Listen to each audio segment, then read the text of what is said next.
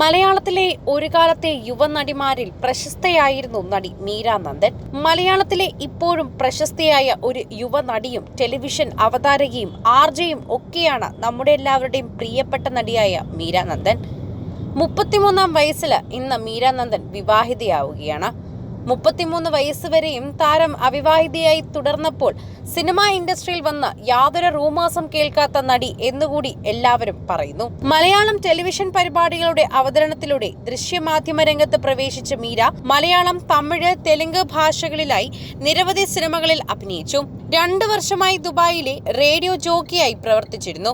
അങ്ങനെ 33-ാം വയസ്സിൽ മലയാളത്തിലെ ഒരു കാലത്തെ യുവനടി ദിലീപിന്റെ നായികയായി മലയാളം ഇൻഡസ്ട്രിയിലെത്തിയ മീര നന്ദൻ ഇന്ന് ഗുരുവായൂർ നടയിൽ വെച്ച് വിവാഹിതയായിരിക്കുന്നു. ഗുരുവായൂർ നടയിൽ കണ്ണന്റെ മുൻപിലാണ് ലണ്ടൻ മലയാളിയായ ശ്രീജു എന്ന യുവാവിനെ മീര വിവാഹം കഴിച്ചിരിക്കുന്നത്.